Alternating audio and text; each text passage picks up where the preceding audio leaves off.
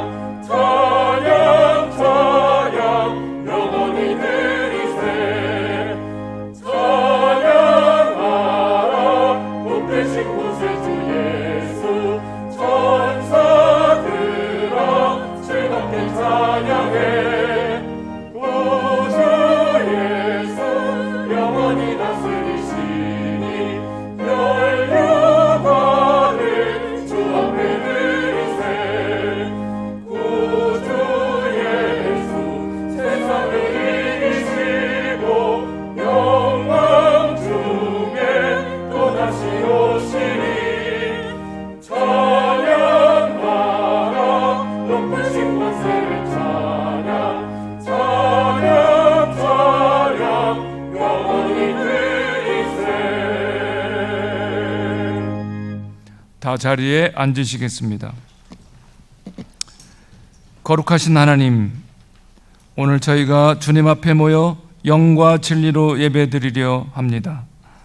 저희 예배 안에서 임재하시는 주님의 거룩하심을 예배 공동체 모두 경험하게 하시옵고, 저희가 전심으로 드리는 찬양과 경배 간절한 기도를 들어주시옵소서. 우리 주 예수 그리스도의 이름으로 기원하옵나이다. 아멘. 우리 모두 거룩하신 하나님 존전에서 우리의 죄를 하나님께 고백합시다. 만일 우리가 죄 없다고 하면 우리는 자신을 속이는 것이요 진리가 우리 안에 있지 아니합니다. 그러나 만일 우리가 자신의 죄를 자복하면 신실하시고 의로우신 하나님께서 우리의 모든 죄를 사해 주실 것이요 모든 불의에서 우리를 깨끗게 하실 것입니다. 다 같이 한 음성으로 참여의 기도를 하겠습니다. 자비하신 주님, 저희의 삶 속에서 주님을 온전히 따르지 못했음을 고백합니다. 저희 마음은 주님을 닮고자 했으나 저희 모습은 이 세상의 자랑거리를 좇았습니다. 저희 마음은 주님께서 가르치신 사랑을 행하려 했으나 저희의 삶은 사랑보다는 저희 유익을 원했습니다. 저희 마음은 하나님의 공의대로 살기를 바랐으나 저희 행동은 공의를 외면하고 침묵했습니다. 저희 마음은 하나님 나라를 향했지만 저희 인생은 그 나라를 지향하지 못하고 살았습니다. 저희의 연약한 육신을 불쌍히 여겨 주시옵소서. 저희의 완악한 생각을 용서하여 주시옵소서. 이 시간 잠시 침묵 가운데 각자의 죄를 고백합시다.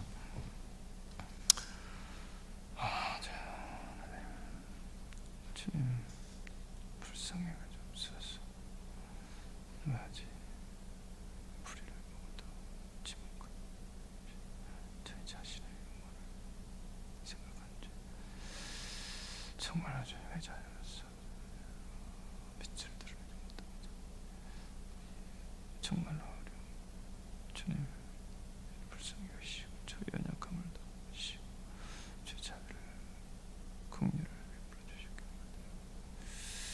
바랍니다. 아버지, 주님 주시옵소서.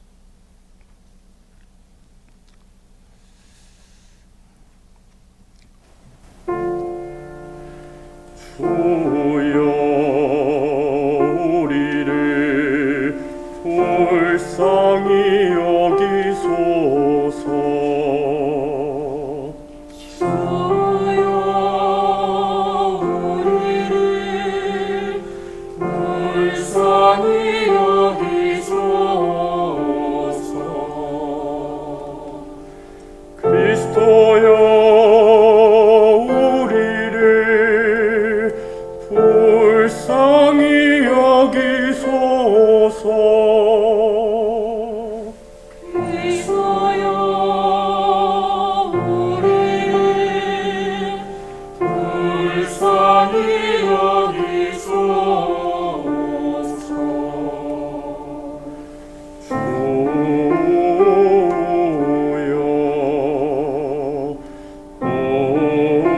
우리를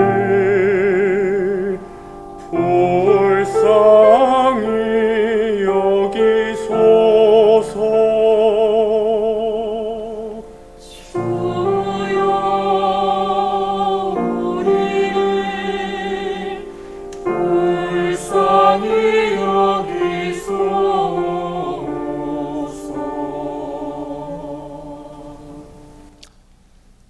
여기 기쁜 소식을 들으십시오.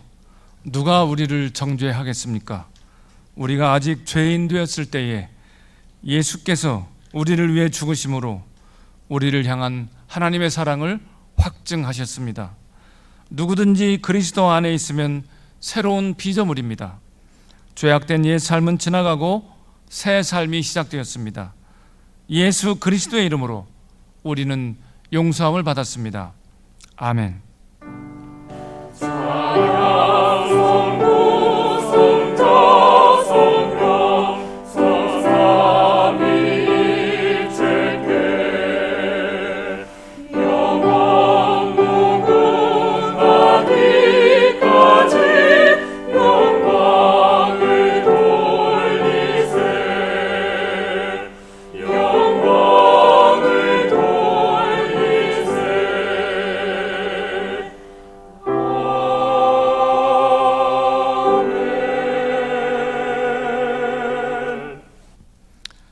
이 세상의 빛으로 오신 주님, 주님께서 주시는 말씀은 저희의 영혼에 빛을 주십니다.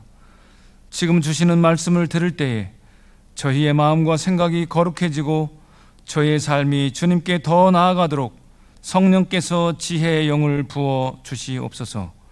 예수 그리스도의 이름으로 기도하옵나이다. 아멘. 어두운 내 눈 밝히사 진리를 보게 하소서. 내 눈을 뜨게 하소서. 성령이여.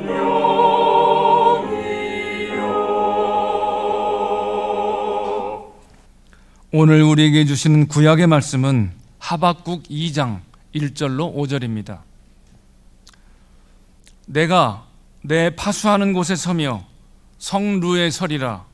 그가 내게 무엇이라 말씀하실는지 기다리고 바라보며 나의 질문에 대하여 어떻게 대답하실는지 보리라 하였더니 여호와께서 내게 대답하여 이르시되 너는 이 묵시를 기록하여 판에 명백히 새기되 달려가면서도 읽을 수 있게 하라. 이 묵시는 정한 때가 있나니 그 종말이 속히 이르겠고 결코 거짓되지 아니하리라. 비록 더딜지라도 기다리라. 지체되지 않고 반드시 응하리라. 보라, 그의 마음은 교만하며 그 속에서 정직하지 못하나 의인은 그의 믿음으로 말미암아 살리라. 그는 술을 즐기며 거짓되고 교만하여 가만히 있지 아니하고 스올처럼 자기의 욕심을 넓히며 또 그는 사망 같아서 족한 줄을 모르고 자기에게로 여러 나라를 모으며 여러 백성을 모으나니. 주님의 말씀입니다. 주님 감사합니다.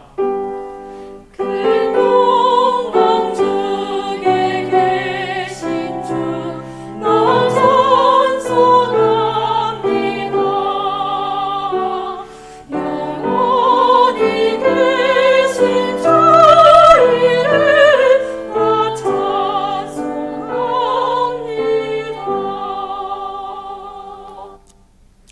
오늘 우리에게 주시는 복음의 말씀은, 신약의 말씀은 로마서 1장 16절로 17절입니다. 내가 복음을 부끄러워하지 아니하노니 이 복음은 모든 믿는 자에게 구원을 주시는 하나님의 능력이 됨이라. 먼저는 유대인에게요 그리고 헬라인에게로다. 복음에는 하나님의 의가 나타나서 믿음에서 믿음으로 이르게 하나니 기록된 바 오직 의인은 믿음으로 말미암아 살리라 함과 같으니라. 주님의 말씀입니다. 주님 감사합니다. 한없이 크신 능력을 나 찬송합니다.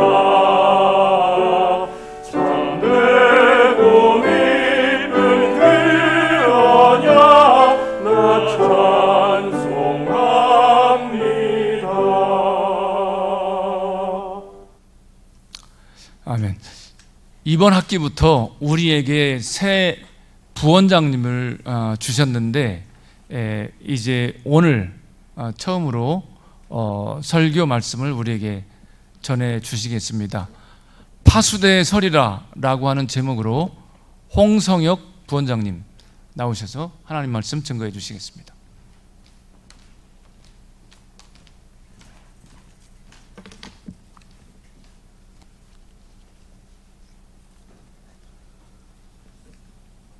오늘 본문은 여러분들이 아마 익히 잘 알고 있는 본문일 겁니다.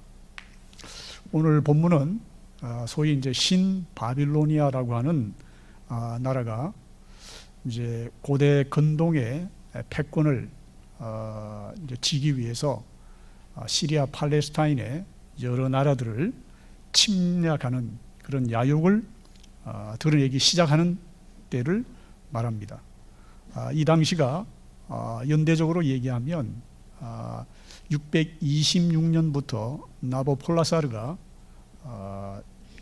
이 신바빌로니아의 왕으로서 서진을 시작하게 되는데, 그 패권의 전성기의 토대를 이루는 인물이 느부갓네살이라고 하는 인물인데, 605년 갈그미스 전투에서 그 이집트와 연대해서 아시리아가 버텼지만 결국 패배하고 맙니다.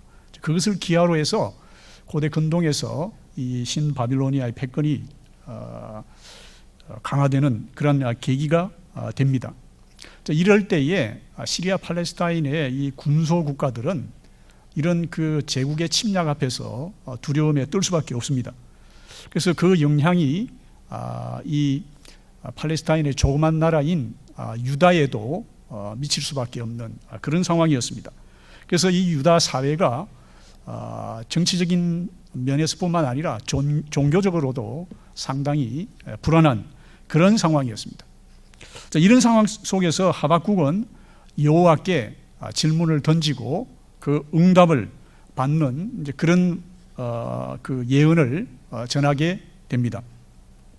하박국 선지자가 질문을 하고 하나님께서 응답하시는 그런 내용이 이제 1장과 2장에 전개되어 있고요. 3장에서는 하나님께서 능력으로 현현하시는 장면을 얘기하고, 그 다음에 하박국의 일종의 신앙 고백이라고 할 수 있는 그런 내용이 담겨져 있습니다.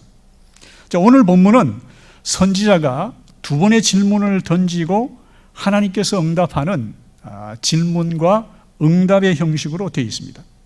보통 예언자들이 하나님의 말씀을 전할 때는 하나님의 말씀을 받아서 사람들에게 전달하는 그 신탁 형식을 취하는데, 이 하박국은 특이하게도 질문과 대답이라고 하는 그런 독특한 형태로 하나님의 말씀을 받아서 전하게 됩니다. 이 하박국이 전하는 그 질문 두 가지는 이겁니다. 첫째는 악인의 폭력을 하나님께서는 왜 보고만 계시느냐? 우리가 1장 3절에 보면 어찌하여 내게 죄악을 보게 하시며 패역을 눈으로 보게 하시나이까? 지금 이 하박국의 눈앞에 이 폭력이 난무하는 그런 장면이 연출되고 있는 겁니다. 두 번째는 악인에 의해서 피해를 입고 있는 의인의 고통에 대해서 하나님은 왜 침묵하시느냐? 우리가 이제 그게 1장 13절에 보면 그 주님께서는 눈이 정결하심으로 악을 참아보지 못하시며 패역을 참아보지 못하시거늘 어찌하여 거짓된 자들을 방관하시며 악인이 자기보다 의로운 사람을 삼키는데도 잠잠하시나이까? 이렇게 이제 질문을 던지는 겁니다. 그래서 하나는 아마도 유다 사회 내부의 문제점을 얘기하면서 악인을 지칭하고 있습니다. 그 악인들은 율법을 해치고 정의를 행하지 않는다라고 얘기하고 있어요. 우리가 1장 4절에 보면 그게 나와 있습니다. 그러므로 말미암아 율법을 아는 자라고 하는 전제가 성립이 되죠. 그렇기 때문에 유다 사회 내부의 정치 지도자나 종교 지도자들을 가리킨다고 볼 수가 있습니다. 그러니까 유다 사회 내부의 그런 지도자들의 그 악한 행동들, 그런 거에 대해서 하나님께서 왜 방관하고 침묵하시느냐 하고 이제 질문을 던진 겁니다. 두 번째 악인은 1장 6절에서 암시하고 있는데 바빌론 제국을 가리키고 있습니다. 그래서 6절을 보면 보라 내가 사납고 성급한 백성 곧 땅이 넓은 곳으로 다니며 자기의 소유가 아닌 거처들을 점령하는 갈대아 사람을 일으켰나니. 그래서 첫 번째 이 유다 사회 내부의 악인들을 심판하기 위해서 하나님께서 이 갈대아 사람을 일으켰다라고 얘기를 하고 있습니다. 이것은 이 하박국이 보기에는 유다보다도 더 악한 하나님을 믿지 않는 이 바벨론 제국을 도구로 사용해서 이 바벨론 제국보다 더 정당한 정의로운 유다 사회 내부의 악을 심판하는 것이 과연 정당한가 하는 그 물음을 던지고 있는 겁니다. 비록 유다 사회 내부의 그런 악의 문제를 하나님이 심판하시려는 의도는 존중하지만 그럼에도 불구하고 더 악한 바빌론을 그 도구로 사용하는 것에 대해서 의문을 제기하는 겁니다. 자, 이런 바빌론 제국은 사실상 우리가 1장 16절에 보면 그들의 행태가 우리가 아까 1장 13절에서도 봤지만 16절에 보면 거물의 제사하며 투망 앞에 분향하오니, 이 말은 그들이 바로 이 전쟁 무기 앞에 절을 하고 예배를 드리는 모습을 이해하고 있습니다. 그만큼 그들이 무력으로 이 약소 국가를 점령하는 아주 무자비한 그런 사람들로 여기서 묘사가 되고 있는 겁니다. 그래서 이 주님께서는 눈이 정결하신 분인데 왜 이 악인들이, 자기들보다 더 악한 악인들이 의로운 사람을 삼키는데도 왜 잠잠하시냐? 여러분, 실상 고대 근동에서는 우리가 생각하는 것처럼 도덕적인 관념이 그렇게 뚜렷하지 않습니다. 그들의 신들은 그들의 신 자체가 악을 행하는 경우들을 우리가 많이 볼 수 있습니다. 그들에게 중요한 것은 선과 악의 기준점에 대한 명확한 인식보다도 그들이 어떤 행동을 하고 그 결과가 악이냐 아니냐, 그걸 가지고 그들이 심판의 대상으로 삼느냐 아니냐를 결정하는 겁니다. 그러니까 미리 그런 관념이 그들 속에 존재하는 건 아니라는 거예요. 행동의 결과가 악이면 거기에 대한 하나님의 신의 응징이 이루어지는 것입니다. 그러니까 우리의 오늘날의 도덕적 관념과는 조금 다르다 이렇게 볼 수 있습니다. 근데 이때에 이 하박국은 이런 상황에서 하나님이 과연 통치하시는지에 대해서 의문을 품고 있는 겁니다. 그러니까 신앙적인 회의에 빠질 수 있는 상황이 바로 신앙과 실제가 일치하지 않는 그런 모순된 현실을 바라보면서 그렇게 느끼는 겁니다. 그것은 오늘 우리도 역시 마찬가지입니다. 이 곳곳에 억압이 넘쳐나고 정의가 왜곡되고 법 질서가 뒤틀릴 때에 그 억울함이 여러분 자신의 또 우리 자신의 억울함이 극에 달할 때에 신앙을 가진 우리는 하나님의 말씀과 모순되는 이 현실 앞에서 답답해하거나 때로는 절망할 때가 있습니다. 현재 그런 것을 우리가 경험하고 있는 중이죠. 하박국은 이처럼 악이 판을 치는 이 혼란 속에서 먼저는 이 두려움과 괴로움, 불안 이것을 하나님 앞에 가지고 갑니다. 그리고 부르짖습니다. 1장 17절에 보면 여기서 말하는 것은 바빌론을 말합니다. 그가 그물을 떨고는 계속하여 여러 나라를 무자비하게 멸망시키는 것이 옳으니까 하며 그 정당성의 의문을 제기하면서 하나님 앞에 그대로 가져가는 겁니다. 그러면서 여러분도 마찬가지겠지만 우리가 기본적으로 이러한 억울한 일 또 혼란과 무질서 같은 상황을 목도하게 될 때에 하나님 앞에 가져가는 것은 너무나도 당연한 일입니다. 그것은 우리의 신앙인의 기본이라고 말을 할 수 있습니다. 하나님께서 역사와 우리의 일상을 주관하신다고 하면 당연히 이 하박국이 한 것처럼 기본적으로 우선 하나님 앞에 기도하는 것이 마땅할 것입니다. 여러분 심지어는 우리가 요나서를 보면 니느웨 사람들을 한번 보시기 바랍니다. 니느웨 사람들은 요나가 굉장히 치를 떨면서 미워한 사람들입니다. 그런데 이 니느웨 사람들이 요나가 두 번째로 하나님의 명령을 받고 가서 말씀을 40일만 지나면 무너진다라고 얘기했을 때에 그들이 왕으로부터 시작해서 온 백성, 심지어는 과장법으로 짐승에 이르기까지 회개했다고 얘기를 합니다. 그러니까 하나님께 부르짖으면서 그들이 뭐라고 얘기를 하느냐면 하나님이 뜻을 돌이키시고 그 진노를 거치사 우리가 멸망하지 않게 하시리라. 그렇지 않을 줄을 누가 알겠느냐 한지라 이렇게 되어 있습니다.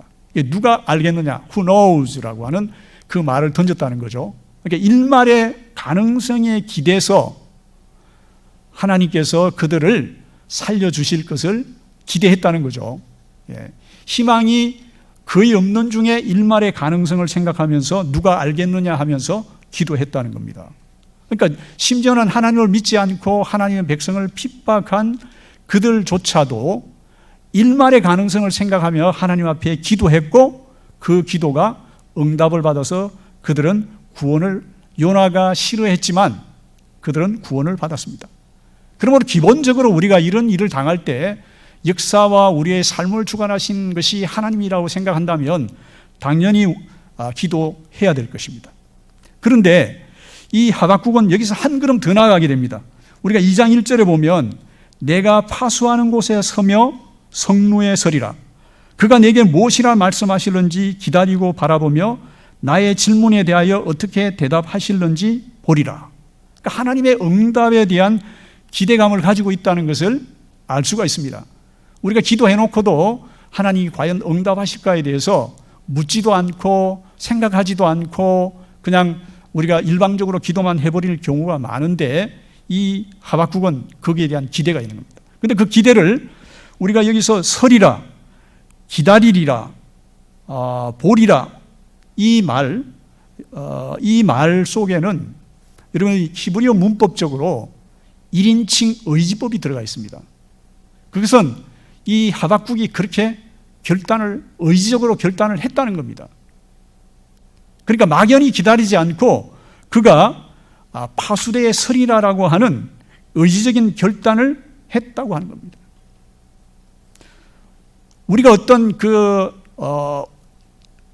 극심한 혼란과 무질서 속에서 불안한 가운데서 또 절망 가운데서 우리가 기도해야 되겠지만 당연히 우리의 그 사명의 자리에 서서 일상의 자리에 우리가 계속 서 있는 것은 대단히 중요하고 그 사명을 수행하는 것이 대단히 중요하다는 겁니다.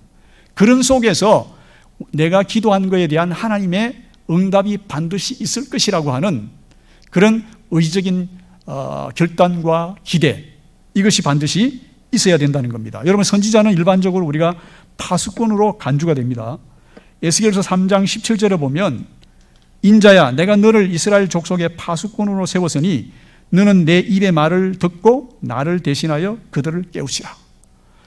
파수대에 선다는 것은 파수꾼의 역할을 하겠다는 다짐입니다. 그 파수꾼은 적이 오는 것을 빨리 알아채서 신속하게 알아채서 자기 백성에게 그 위험성을 경고할 수 있는 역할, 깨우칠 수 있는 역할을 해야 된다는 것입니다. 여러분, 이 파수꾼은 어떻게 생각하면 하나의 직업이라고 볼 수 있습니다. 우리 오늘날에 있어서 물론 성스러운 직업이긴 하지만 목사님도 전도사님도 다 우리가 하나의 직업이라고 볼 수 있는데, 이 직과 업이라고 하는 말 속에서 여러분, 직이라고 하는 것은 우리가 단순히 어떤 일을 맡는다는 그런 의미도 있지만 그 속에는 벼슬이라는 의미가 있어요.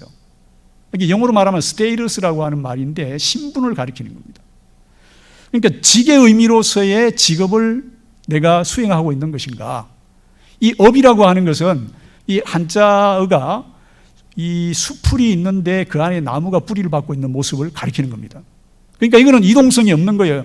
한 곳에 뿌리를 받고 지속적으로 그 자리에 서 있는 것을 말합니다. 지속적으로 그 자리 안에서 성장하고 발전하고 서 있는 것을 이야기합니다.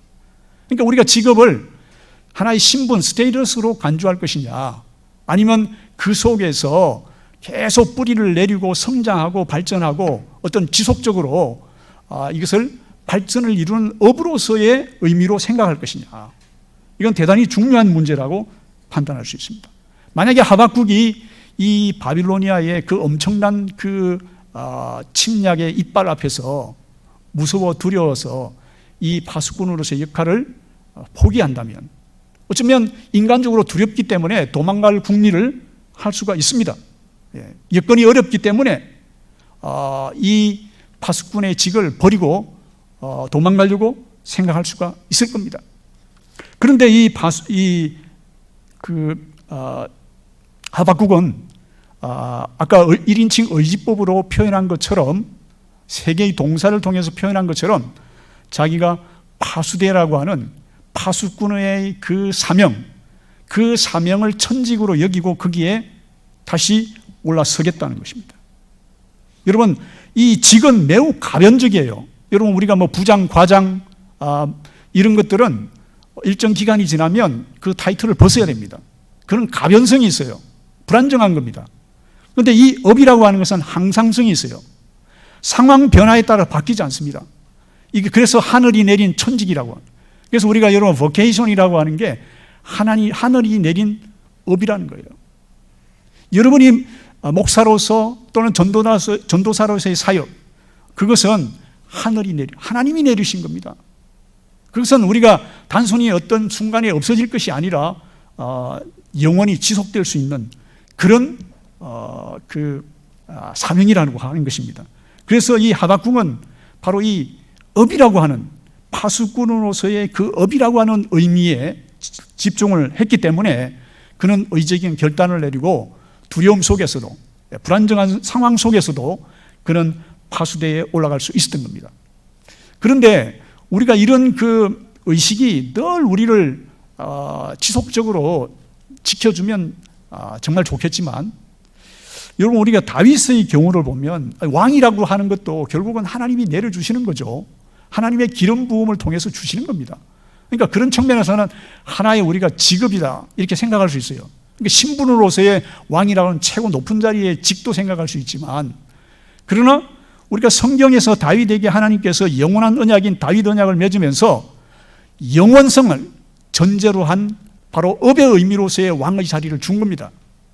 그렇다고 한다면 이 다윗이 그 업으로서의 의미에 좀 더 천착을 해서 그 의미에 걸맞는 왕으로서의 정의를 세우고 하는 역할을 해줬어야 되는 거죠. 그러나 다윗도 한때는 많은 전공을 세웠지만, 한때 암몬을 정복하고 난 다음에 자만심이 있었는지 모르겠지만, 이 암몬 군대와 자기 병사들이 싸우고 있는데 이 다윗은 바로 이 끝나지 않는 전쟁임에도 불구하고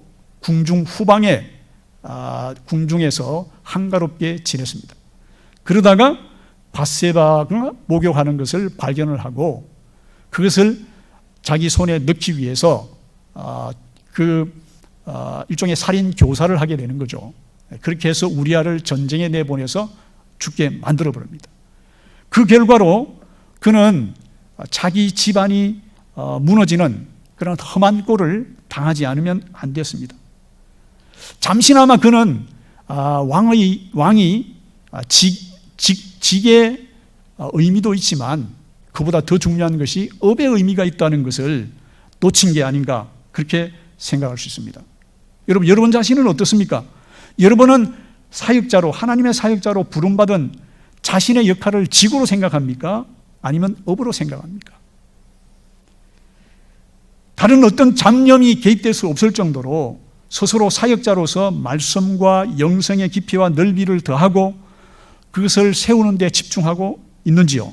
아니면 이 코로나라고 하는 어려운 상황 속에서 가족들 걱정, 또 내일의 진로에 대한 걱정, 또한 건강에 대한 걱정, 이러한 문제들로 여러분이 학업에 집중을 못하고 번민하고 있지는 않은지요? 여러분, 적어도 우리가 신학교에서 수련하는 동안에는 이것이 하나님이 주신 그 카이로스의 기회의 시간입니다. 이 시간에는 우리가 우리에게 맡겨주신 바로 그 파수대에 서서 그 파수대에 철저하게 충실한 삶을 살아야 된다는 것입니다. 거기에 집중해야 돼요. 다른 중요한 가치들이 있죠. 건강이라든지 진로 문제라든지 가족이라든지 이런 굉장히 중요한 문제들이 있습니다. 그럼에도 불구하고 우리가 신학의 수업을 할 때는 적어도 우리가 여기에 우선순위를 두고 집중할 수 있는 바로 그런 업의 의식을 우리가 가질 필요가 있다는 것입니다. 여러분, 그 세계 최초로 남극점을 정복한 사람이 누군지 아시죠? 여러분, 오늘날에도 지금 북극에는 제3항로를 지금 북극에 얼음이 녹으면서 제3항로를 선점하기 위해서 미국과 러시아와 중국이 거기에 집중적으로 지금 뛰어들어 가지고는 이 배들을 투입하고 또 잠수함을 투입해서 그 항로의 얼음을 깨고 항해할 수 있는 그런 가능성들을 테스트하고 있는 중입니다. 그렇게 이 치열한 그런 지금 그 생존의 경쟁이 펼쳐지고 있는 장인데 이 남극점을 정복한 사람이 누구냐 하면 바로 여러분 잘 아는 노르웨이의 탐험가인 아문센입니다. 근데 이 사람이 1911년 12월 달에 바로 이 남극점에 인류 첫 발을 내딛었는데 근데 그와 경쟁하는 사람이 한 사람이 있었어요. 그 사람이 누구냐면 영국인 스캇이라는 사람입니다.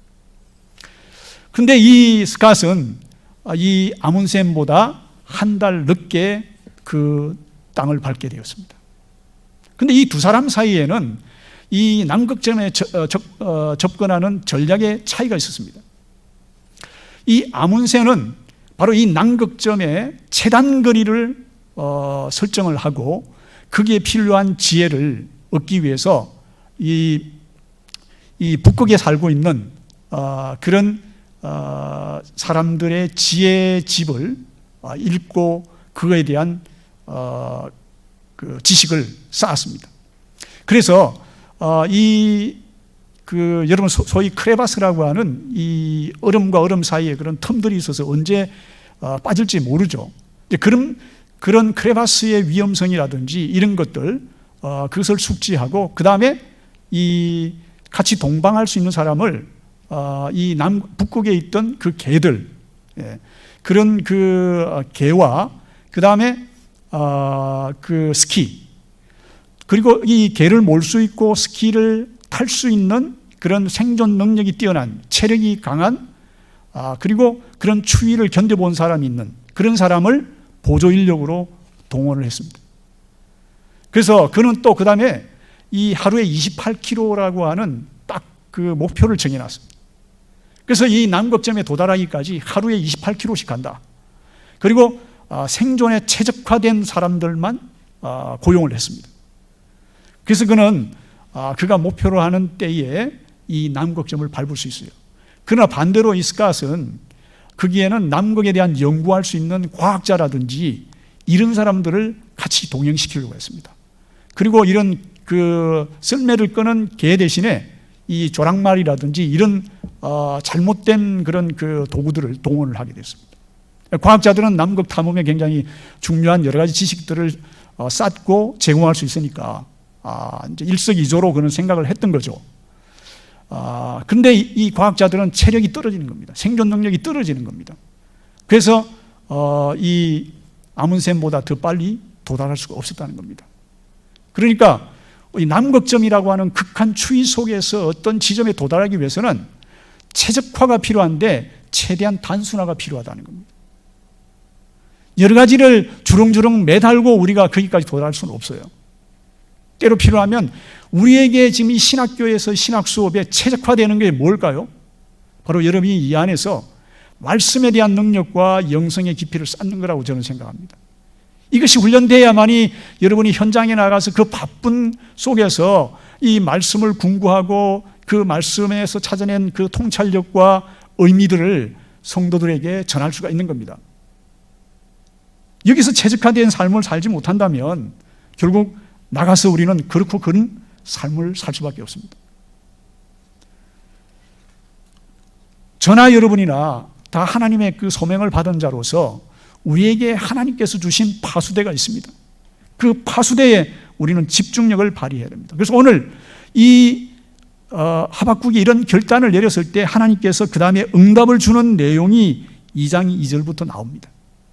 그 하나님께서 응답을 주시는데 어떤 응답을 주시냐면 이제 그 악인의 문제를 어떻게 할 거냐 하고 이제 질문을 두 가지를 던졌는데 하나님께서 이 하박국의 그 결단을 굉장히 높게 평가하셨는지 적극적으로 응답을 주시면서 자, 네가 이 묵시를 기록해서 명백히 새겨라. 달려가면서도 읽을 수 있게 해라. 그렇게 지시를 내리게 됩니다. 그러면서 이 그 묵시는 정한 때가 있다. 그 종말이 속히 이르겠고 결코 거짓되이 아니하리라. 비록 더딜지라도 기다리라. 지체되지 않고 반드시 응하리라. 이 묵시라고 하는 건 하나님의 그림 계시인데 이 그림 계시는 사실은 해석의 여지가 많아요. 그렇기 때문에 판에다가 글을 새기라고 하는 겁니다. 왜냐하면 이 위급한 상황 속에서는 분명한 메시지를 전달을 해야 됩니다. 명확성이 있는 메시지를 전달해야 됩니다. 그리고 신속하게 전달해야 됩니다. 그래서 이렇게 판에 새기라고 하는 명령을 하나님이 내리시는 겁니다. 그러니까 이 파수꾼으로서의 이 하박국이 어떤 방향으로 나아가야 될 것인지를 하나님께서 이 명령을 통해서 보여주시는 것입니다. 이 파수꾼의 사명은 바로 하나님께서 마지막 정한 때가 있는데 결국은 이제 의인이 믿음으로 말미암아 살리라고 하는 2장 4절의 말씀도 동시에 이 명령 하나님께서 하박국에게 주시는데 결국 하박국이 이런 그 명확한 메시지를 신속한 메시지를 통해서 사람을 살리는 데 있다는 겁니다. 믿음으로 말미암아 살리라 할 때 그 살리라는 바로 그 하야 동사라고 하는 바로 생명을 가리키는 겁니다. 그렇기 때문에 너도 살 수 있을 뿐만 아니라 네가 분명히 그 메시지를 전해서 사람들에게 생명의 풍성함을 누릴 수 있도록 만들어야 된다는 겁니다. 그래서 하박국의 파수꾼으로서의 그 본질적인 바로 그의 사명이 뭐냐? 바로 생명을 살리는 데 있다 하는 것을 얘기해 주고 있는 겁니다. 자, 이 하나님의 응답의 말씀에 굉장히 큰 은혜를 받고 그는 아마 그 하박국도 인간이기 때문에 굉장히 불안하고 다른 것을 선택할 수 있는 그 가능성을 타진을 해보고 했을 거라고 분명히 저는 생각을 합니다. 아무리 신실한 자라 하더라도 인간이기 때문에 여러 가지 유혹이 있을 수밖에 없습니다. 자, 그런 상황 속에서도 그가 바로 이겨낼 수 있었던 바로 그 비결은 바로 하나님께서 그에게 분명하게 종말의 때가 있다. 그때 하나님께서 반드시 교만한 자에 대해서는 심판을 하신다. 그리고 의인이라고 하는 것은 하나님과의 바른 관계에 있는 사람들입니다. 그 바른 관계에 있는 사람들은 바로 믿음으로 자신도 살지만 다른 사람들을 살려내는 역할을 한다는 것입니다. 바로 그 말씀의 은혜를 받아서 그는 3장 17, 18절에서 이렇게 고백합니다. 여러분 잘 아는 대목이에요.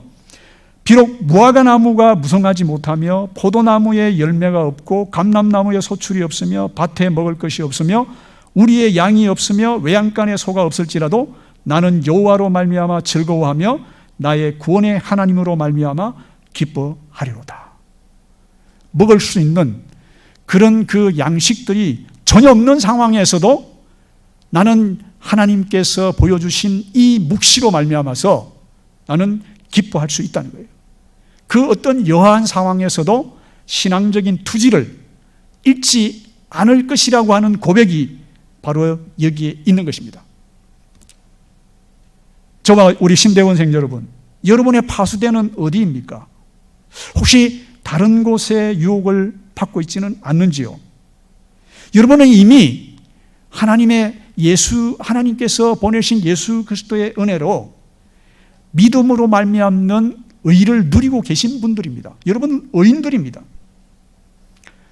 바로 이 의인 하박국이 그랬듯이 여하한 상황에서도 하나님과의 관계의 정표이고 자신의 업의 자리인 파수대를 지키는 것이 의인으로서의 도리인 것을 여러분 믿으시길 바랍니다. 위기와 번민 가운데서 하나님과의 관계성의 끈을 단단히 붙잡고 생명을 누리시고 생명을 전하시길 바랍니다.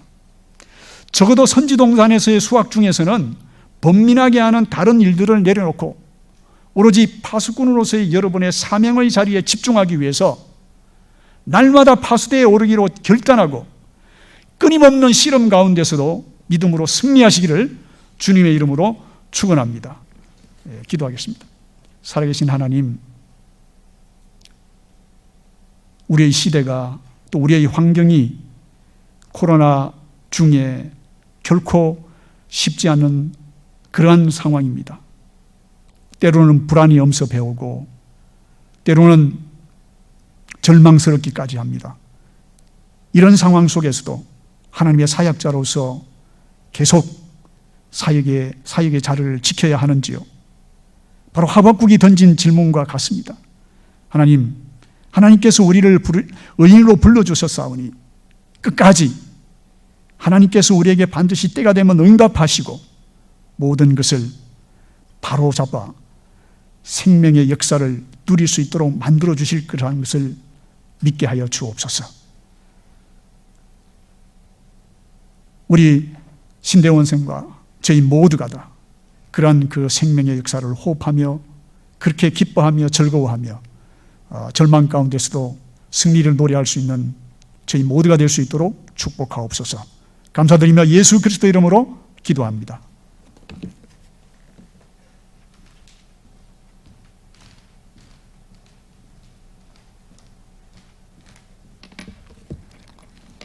다 같이 사도신경을 고백하시겠습니다. 나는 전능하신 아버지 하나님 천지의 창조주를 믿습니다. 나는 그의 유일하신 아들 우리 주 예수 그리스도를 믿습니다. 그는 성령으로 잉태되어 동정녀 마리아에게서 나시고 본디오 빌라도에게 고난을 받아 십자가에 못 박혀 죽으시고 장사된 지 사흘 만에 죽은 자 가운데서 다시 살아나셨으며 하늘에 오르시어 전능하신 아버지 하나님 우편에 앉아 계시다가 거기로부터 살아있는 자와 죽은 자를 심판하러 오십니다. 나는 성령을 믿으며 거룩한 공교회와 성도의 교제와 죄를 용서받는 것과 몸의 부활과 영생을 믿습니다. 아멘.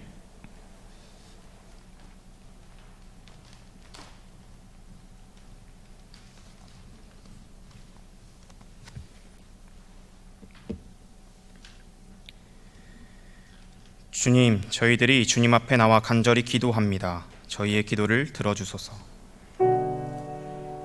간절한 이 기도를 들어주소서.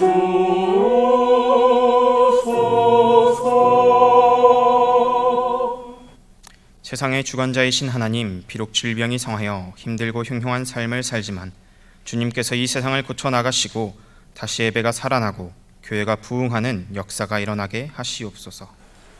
간절하니 기도를 들어주소서.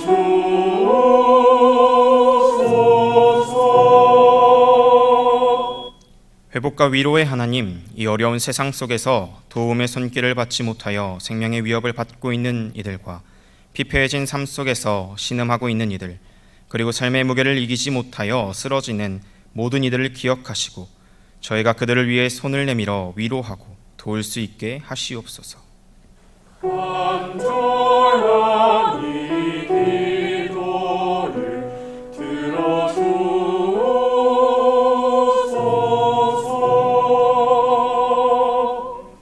사랑의 하나님, 하나님께서 세우신 서울신학대학교가 하나님의 주권 속에서 든든히 세우시고 이 학교를 통해 헌신된 사역자, 교회와 세상을 섬기는 기독교 지도자, 주님의 사랑을 실천하는 그리스도의 제자들이 배출되게 하시옵소서.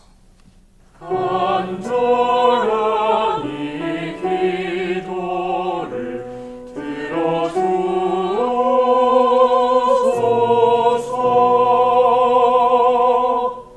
저희들의 세밀한 목소리까지 들으시는 주님, 저희들이 주님께 간절한 마음으로 기도드렸습니다. 이 기도들을 들어주시옵소서. 예수 그리스도의 이름으로 기도드립니다. 간절하니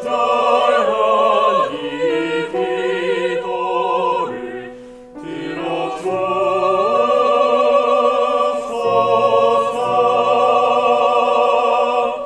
아멘.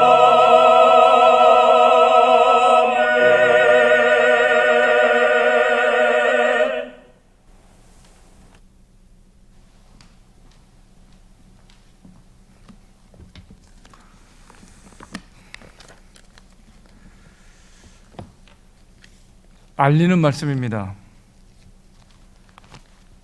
신학대학원 교학과 각종 시험 일자와 또 등록금 납부 기간, 수강 과목 취소 기간 잘 참조하시기 바랍니다. 신학대학원 원후의 광고입니다. 21-2학기 간담회 일정이 있습니다. 일시, 장소 잘 숙지하시고요.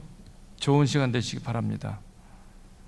추석맞이 이벤트 9월 17일이네요. 다음 주 금요일입니다.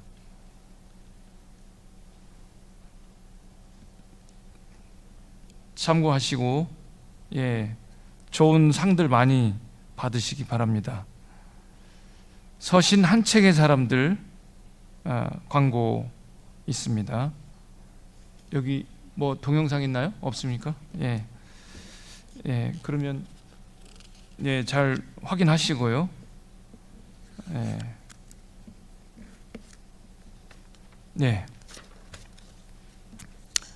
다 일어나시기 바랍니다. 사랑하는 믿음의 공동체 여러분, 주님께서 우리와 함께 하심을 믿고 강하고 담대하게 이 세상으로 나아가십시오. 이 세상에서 복음을 전하고 주님의 사랑을 실천하고 하나님의 나라를 향한 소망을 전하는 그리스도의 제자로 여러분을 파송합니다. 찬송가 358장을 함께 부르십니다.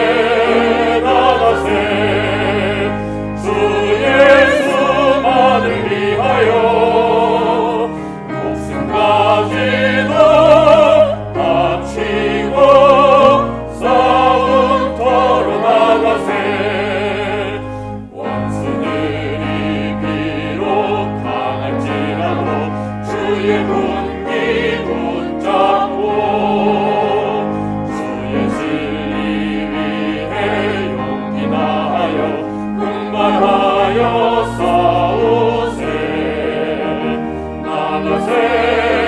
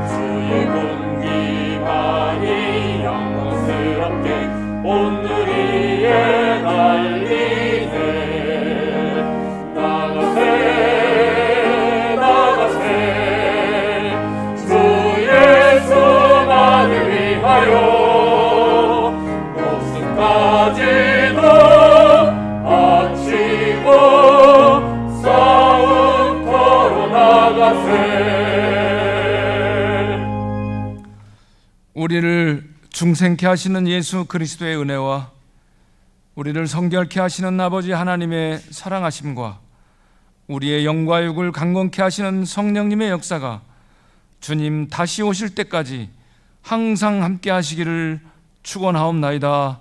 아멘.